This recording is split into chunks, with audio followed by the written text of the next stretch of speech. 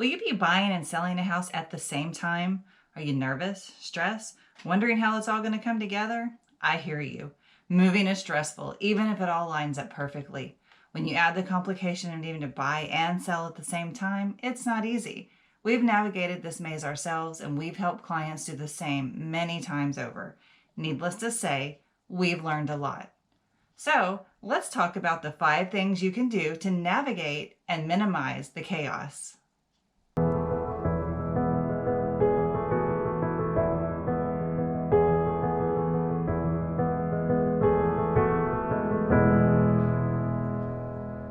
If this is your first time here, welcome. If you've been here before, thank you so much for coming back and spending your time with me. My name is Sonia, and I'm proud to be a Cypress, Texas realtor. I am your writing realtor with JPAR the Sears Group. Here on my channel, we have lots of fun talking about all things Texas and real estate every single Thursday, and I absolutely love having you along for the ride. There are many reasons why you may find yourself needing to buy and sell a house at the same time. And to be clear, we're not here to discuss or dissect your reasoning. We assume that, like most people, it probably comes down to one or all of the following. You don't want to be homeless, you can't afford to own 2 houses at once, or you need to move and settle quickly.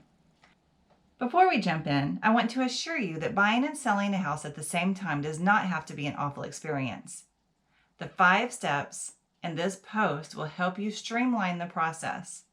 If in the end of the 5 tips you're thinking there has to be another option, well, don't worry, because I will be sharing a bonus tip that might work perfectly for you to remove even more stress and pressure. Will you be using the same agent to list your home and help you purchase a new one? If you're moving down the street, the answer might be yes. But if you're moving from, let's say, Chicago to Texas, the answer is probably no. If you're using the same agent, this point won't really apply to you. But if you have one agent representing you to buy and another representing you as a sell, then I want you to connect them. Communication is always the key. I firmly believe that the best way to navigate buying and selling at the same time is communication. Open, honest, and often.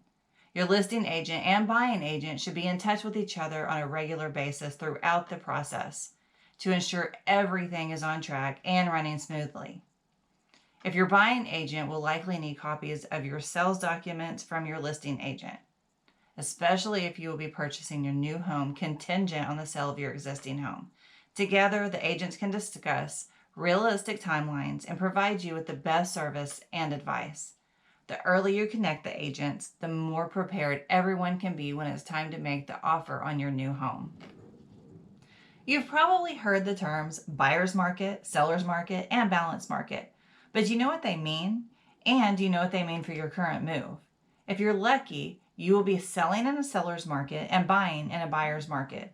But we all know that life doesn't always work out that way.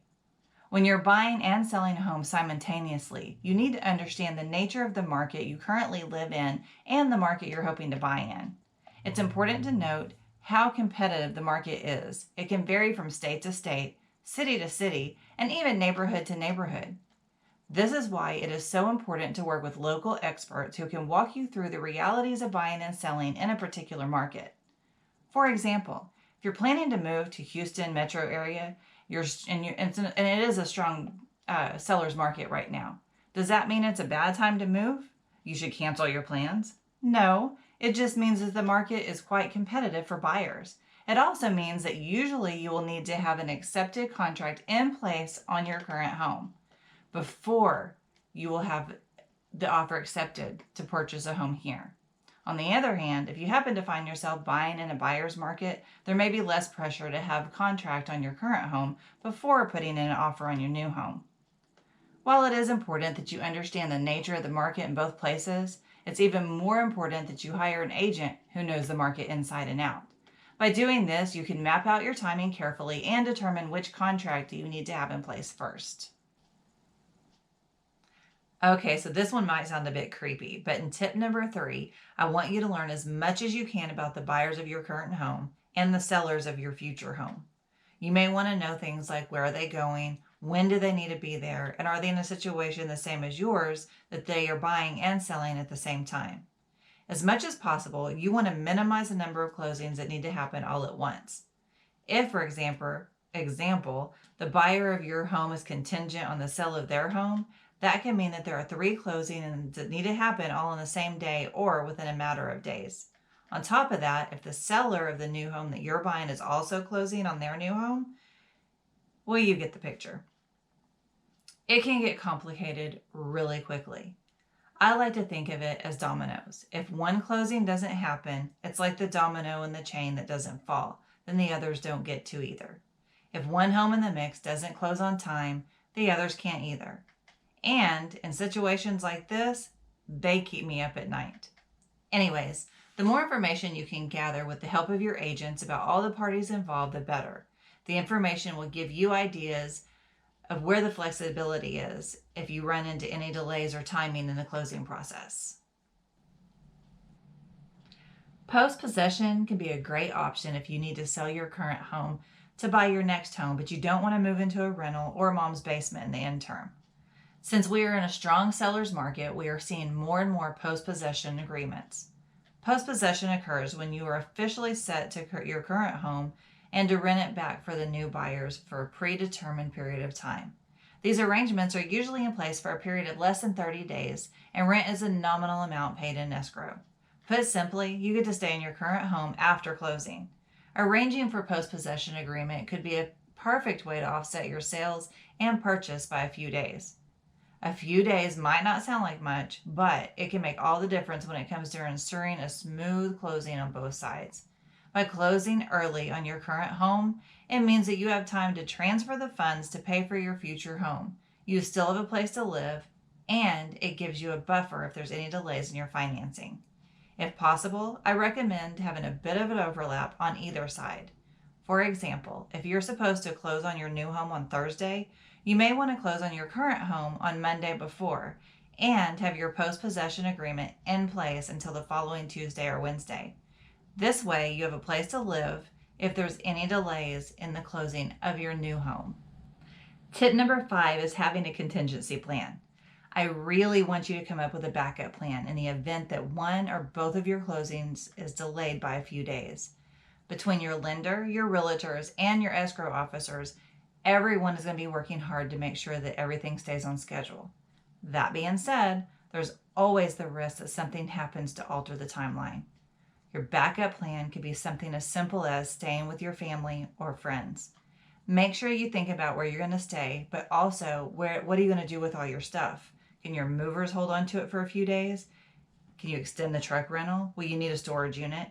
How much will your backup plan cost you in case you need to implement it? By having a solid backup plan in place, it will be a lot less traumatic if you have to put it into action. I really hope these 5 tips have helped you and put your mind at ease. I really do believe the key here is to building a team that you sincerely trust and that you can communicate with openly. If all this buying and selling at the same time sounds way too stressful, or if you're on a really strict timeline, I have a couple of options you may want to consider. So my bonus tip number 1, some agents are partnering with companies like Ribbon or Knock. These help turn your loans into cash offers. And sometimes a cash offer is exactly what you need to get your offer accepted. Be sure to ask your realtor about these programs. Also, you may want to consider an iBuyer. An iBuyer is a company like OfferPad or Open Door that will purchase your home from you. You won't have to put your house up on the market for showings, open houses, or even a sign in your front yard. The other perk is that they can typically be able to accommodate your desired closing date. Now, this is convenient, but it does come with a price tag. But also, it could keep the stress down. So it just depends on what you're up to and what you're willing to do. You may find that offer prices from the iBuyers are a lot lower than if you were to put your house on the open market. If you are hesitant to navigate the traditional buying and selling route, you may want to get a couple of quotes from different iBuyers. But before you do that, I want to strongly recommend that you still use an agent. The iBuyer represents their best interest, not yours. By having your own agent, you'll be able to have someone advocating for you throughout the entire process. I also recommend that you have your agent put together net sheets for both options so that you can compare the two objectively. So there you have it. What do you think? Are you ready to tackle buying and selling at the same time? I would love to hear where you're moving and where you're moving from in the comments below. Also, let me know in the comments below if you've ever used any of the bonus programs to help you win an offer. I love you guys. Make good choices, and I will see you next Thursday.